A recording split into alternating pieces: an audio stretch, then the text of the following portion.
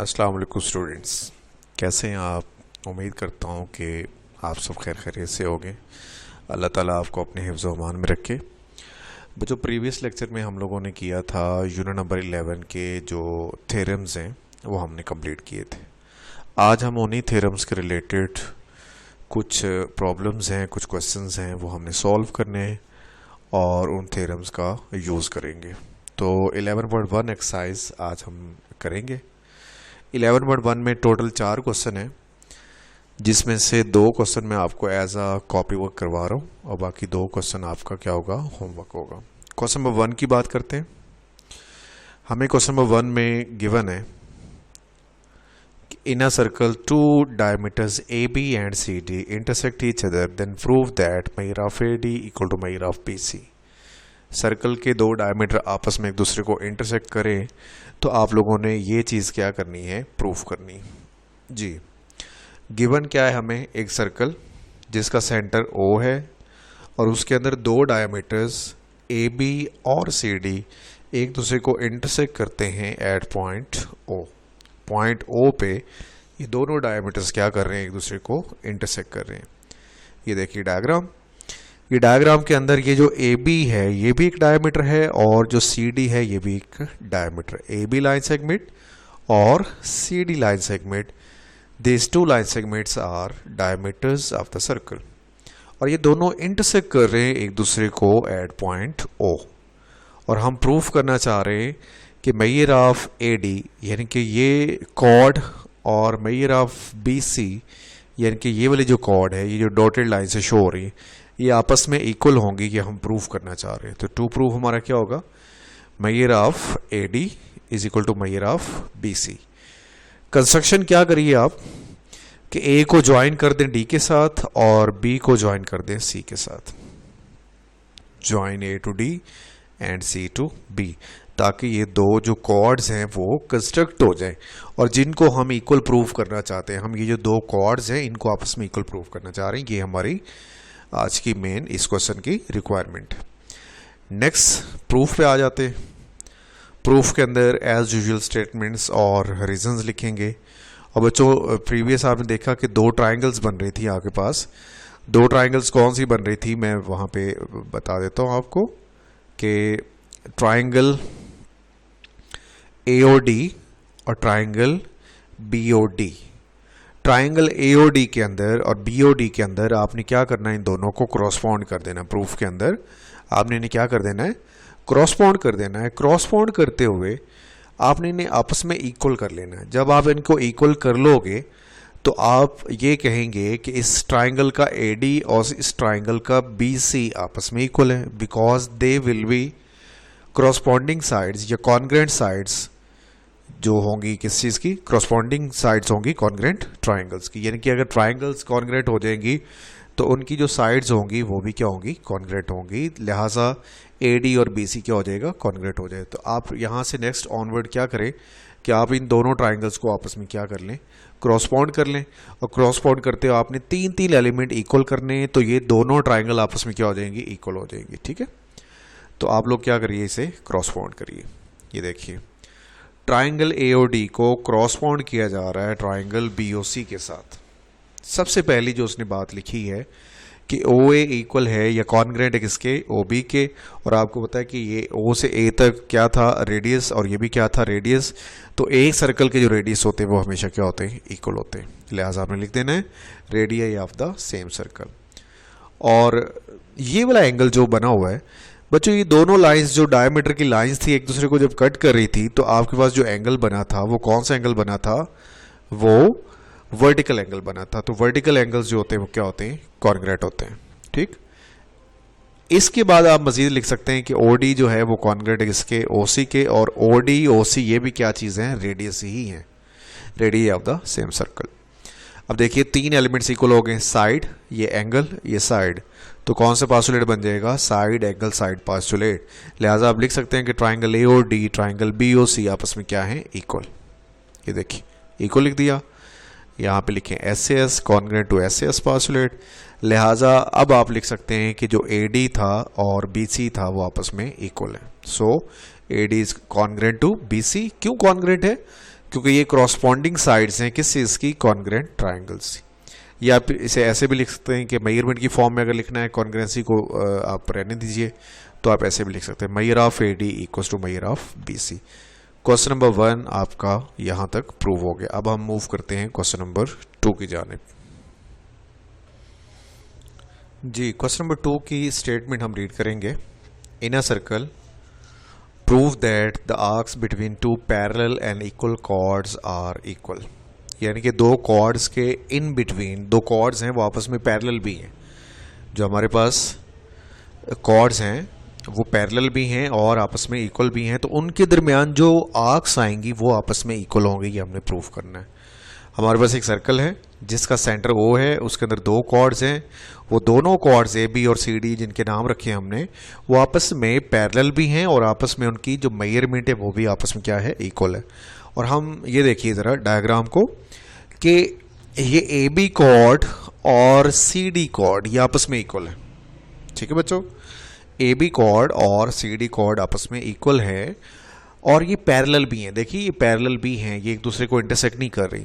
तो आपने ये प्रूव करना है कि इनके दरमियान में एक ये आर्क आ रही है ए सी और एक आर्क ये आ रही है बी डी। हमें ये प्रूव करना है कि A C arc should be equal to B D arc. A C arc की मेजरमेंट और बी डी आर्क की मेजरमेंट क्या होनी चाहिए, इक्वल। ये हम क्या करना चाह रहे हैं, प्रूफ करना चाह रहे हैं। तो टू प्रूफ में देखिए measure of A C arc, ये आर्क का सिंबल है, आर्क का सिंबल आप डालेंगे यहाँ पे, थोड़ा सा यहाँ पे सिंबल में लिखने में इशू है, तो आप आर्क का सिंबल जिस तरह होती है कर्व से बनाएंगे ऊपर। Measure of A C arc and measure of B D arc ये क्या होनी चाहिए, इक्वल होनी चाहिए। यह हम प्रूव करना चाह रहे हैं। कंस्ट्रक्शन देख लीजिए, आपने ए को ऐसे डायगनली ज्वाइन करवा देना है डी के साथ और बी को ज्वाइन करवा देना है किसके साथ, सी के साथ। ए डी के साथ, बी सी के साथ, तो दोनों जो डायगनली अगर आप इस तरह से ज्वाइनिंग करेंगे तो ए डी और बी डी बी सी आपस में इंटरसेक्ट करेंगे कहाँ पे, ओ पॉइंट पे। ठीक, और आप ये वाला हिस्सा, ये इतना हिस्सा क्या करना चाह रहे हैं, इक्वल प्रूफ करना चाह रहे हैं, ए सी और बी डी प्रूफ करना चाह रहे हैं। प्रूफ की बात करते हैं अब। प्रूफ में सबसे पहले हम लिखेंगे कि ए डी और बी सी क्या थे, दो लाइन सेगमेंट जो बने थे अभी हमने जो ज्वाइनिंग करने से बनाए, वो एक दूसरे को ओ पॉइंट पे क्या कर रहे हैं, इंटरसेक्ट कर रहे हैं। तो बच्चों ओ पॉइंट पे इंटरसेक्ट करने से हमारे पास दो एंगल बने थे। एक एंगल था AOC और एक एंगल का नाम क्या था, BOC। एक का नाम AOC था, ये वाला एंगल जो है, ये वाला एंगल ये AOC है, इसे हम क्या बोलेंगे, AOC। और जो इस तरफ बना हुआ है ये एंगल क्या होगा, BOD। और ये दोनों सेंट्रल एंगल्स हैं और सेंट्रल एंगल्स जो होंगे वो आपस में क्या होंगे, इक्वल होंगे। लिहाजा हम लिखेंगे यहाँ पे कि ये जो एंगल बने हैं, angle subtended at centre, they will be equal. Measure angle AOC is equal to measure angle BOD। और ये क्यों इक्वल हैं, क्योंकि ये दोनों वर्टिकल एंगल्स हैं और वर्टिकल एंगल्स क्या होते हैं, आपस में इक्वल होते हैं। तो बच्चों एक चीज़ याद रख लीजिए कि आप लोगों ने थ्योरम नंबर 1 11.1 और 2 में ये पढ़ा था कि अगर दो सेंट्रल एंगल आपस में इक्वल होते हैं तो उनकी जो क्रॉसपॉन्डिंग आर्क्स होती हैं वो भी आपस में क्या होती हैं, इक्वल होती हैं। अब AOC के क्रॉसपॉन्डिंग आर्क कौन सी है, AC, और BOD के क्रॉसपॉन्डिंग आर्क कौन सी है, BD। लिहाजा आप ये बोलेंगे कि आर्क AC और आर्क BD आपस में क्या हो चुकी हैं, अब इक्वल हो चुकी है। अगर ये एंगल इक्वल है तो आर्क्स भी आपस में क्या होंगे, इक्वल। लिहाजा आप लिख देंगे कि measure of AC arc is equal to measure of BD arc. और इसकी रीजन क्या लिखेंगे, within the same circle arcs opposite to the equal central angles are equal. ठीक है, मतलब क्या हुआ इस बात का कि एक सर्कल के अंदर अगर दो सेंट्रल एंगल इक्वल हैं तो उनके जो अपोजिट आर्क्स होंगी वो भी आपस में क्या होंगी, इक्वल होंगी। और यही बात आप क्या करना चाह रहे हैं, प्रूफ करना चाह रहे हैं। ठीक, अब हम बढ़ेंगे रिव्यू एक्सरसाइज की जानिब। जी, पहला MCQ इसका रीड करते हैं। A 4 centimetre long chord subtends a central angle of 60 degree. The radial segment of this circle is, यहाँ पे ये कहा जा रहा है कि एक सर्कल है जिसके अंदर एक कॉर्ड है, वो 4 सेंटीमीटर की है और वो सेंटर पे कितना एंगल बना रही है, 60 डिग्री बना रही है। तो उसका रेडियल सेगमेंट कितना होगा। आप याद रख लीजिए कि जितनी कॉर्ड होगी और वो अगर 60 डिग्री का एंगल बना रही है सेंटर के ऊपर, तो आपका जो रेडियल सेगमेंट होगा वो भी उतना ही होगा जितनी आपकी कॉर्ड होगी। यहाँ पे 4 सेंटीमीटर की कॉर्ड है तो रेडियल सेगमेंट भी कितना होगा, 4 सेंटीमीटर ही होगा। ठीक। The length of a chord and the radial segment of a circle are congruent, the central angle made by the chord will be. ठीक। अभी आपने ऊपर पढ़ा कि कॉर्ड 4 सेंटीमीटर की है तो रेडियल सेगमेंट भी कितना होगा, 4 होगा। किस सूरत में 4 होगा, या इक्वल होंगे दोनों, जब आपके पास 60 डिग्री का एंगल बनेगा। अब बच्चों यहाँ पे देखिए कि उसने क्या कहा है कि लेंथ ऑफ कॉर्ड और रेडियल सेगमेंट कब इक्वल हो सकते हैं। ऊपर वाले क्वेश्चन से आप देख सकते हैं कि जब एंगल कितना होगा, 60 डिग्री होगा। तो इसका राइट आंसर क्या होगा, 60 डिग्री, और ऊपर वाले का राइट आंसर क्या होगा, 4 सेंटीमीटर। थर्ड एमसीक्यूज पे आते हैं। Out of 2 congruent arcs of a circle, if one arc makes a central angle of 30 degree, then the other arc will subtend the central angle of also 30 degree। कि एक 2 arcs हैं, वो दोनों आपस में इक्वल हैं, तो एक आर्क जितना एंगल बनाएगी सेंटर पे, दूसरी आर्क भी उतना ही एंगल बनाएगी। एक कितना बना रही, 30, तो दूसरा भी कितना बनाना चाहिए, 30 बनाना चाहिए। An arc subtends a central angle of 40 degree, then the corresponding chord, ये भी याद रखिए कि अगर एक आर्क 40 डिग्री का सेंट्रल एंगल बनाती है तो जो उसके सामने एक कॉर्ड आ रही होगी वो भी क्या करेगी, उतना ही एंगल बनाएगी। यानी कि यहाँ पे 40 है तो जो कॉर्ड होगी वो भी कितना बनाएगी, 40 डिग्री बनाएगी। A pair of chords of a circle subtending 2 congruent central angles is congruent। A pair of chords of circle subtending to congruent, यानी कि 2 कॉर्ड्स हैं, वो सेंटर पे जो एंगल बनाती हैं वो इक्वल एंगल बनाती हैं। तो इसका मतलब क्या हुआ कि वो कॉर्ड्स भी आपस में क्या होंगी, इक्वल होंगी, कॉन्ग्रुएंट होंगी। ठीक। If an arc of a circle subtends the central angle of 60, then the corresponding chord of the arc will make the central angle of 60 degree. अभी मैंने कहा कि आर्क जितना एंगल बनाएगी कॉर्ड भी उतना ही बनाएगी। तो आर्क 60 बना रही है तो कॉर्ड भी कितना बनाएगी, 60 डिग्री बनाएगी। The semicircumference and diameter of circle both subtends the central angle of 180 degree. आपको पता होना चाहिए कि इस पूरे सर्कल का जो एंगल होता है वो कितना होता है, 360 डिग्री होता है। तो हाफ सर्कल का यानी कि सेमी सर्कल का कितना होगा, वो 180 होगा। और आपको पता होना चाहिए कि डायमीटर भी होता है, वो भी सेंटर के ऊपर कितना एंगल बनाता है, 180 ही बनाता है। ठीक। लिहाजा आप बोलेंगे कि सेमी सर्कमफेरेंस और diameter of the circle, they both subtends a central angle of 180 degree।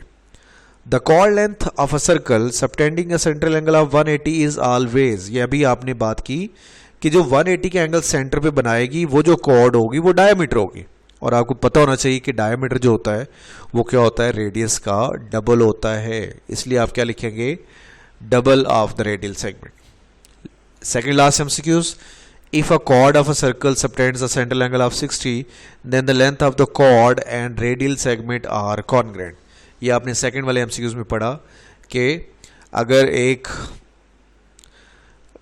Cord और रेडियल सेगमेंट आपस में इक्वल हो तो एंगल कितना बनता है, 60। ये उसी एमसीक्यूज को उसने थोड़ा रिवर्स करके बना दिया है कि अगर आपका कॉर्ड और रेडियल सेगमेंट इक्वल हो, अगर सेंटर पे वो दोनों एंगल बनाते हैं कितना डिग्री का, 60 डिग्री का, then the chord and the radial segment will be congruent. यानी कि इसका आंसर क्या होगा, congruent. The arcs opposite to incongruent central angles of a circle arc always incongruent. वो कह रहा है कि अगर सेंटर पे जो 2 एंगल बन रहे हैं वो भी आपस में इनकॉन्ग्रुएंट हैं तो उनके जो ऑपोजिट आर्क्स होंगी वो भी आपस में क्या होंगी, इनकॉन्ग्रुएंट होंगी। तो इसका आंसर क्या होगा, इनकॉन्ग्रुएंट। इसके साथ ही आपका चैप्टर नंबर 11 क्या हो गया, कंप्लीट हो गया। और नेक्स्ट लेक्चर में इंशाल्लाह अभी हम जो फर्दर चैप्टर्स आ रहे हैं 12 और 13 वो अभी हम स्किप करेंगे, वो हम सेकंड टर्म के लिए रखेंगे। और फ़िलहाल हम जो नेक्स्ट लेक्चर से कंटिन्यू करेंगे वो इंशाल्लाह आपकी रिवीजन होगी। और रिवीजन में आप लोगों ने अच्छे से उसको फोकस करके अपनी तैयारी पे तवज्जो देनी ताकि आपकी फ़र्स्ट टर्म के लिए अच्छी प्रिपरेशन हो जाए। और आज जब आपके स्कूल ओपन हो तो आपको उसमें कोई ज़्यादा इशू ना हो कि हमने क्लासेस नहीं ली थी या स्कूल ओपन नहीं हुआ था, इस वजह से हमें चीज़ों में प्रॉब्लम्स आ रही, इश्यूज़ आ रहे हैं। तो आप अभी से उसके साथ साथ क्या करिए, फोकस करिए। तो कल इंशाल्लाह न्यू लेक्चर के साथ, न्यू टॉपिक के साथ और न्यू चैप्टर के साथ इंशाल्लाह मिलते हैं। तब तक के लिए अल्लाह हाफिज़।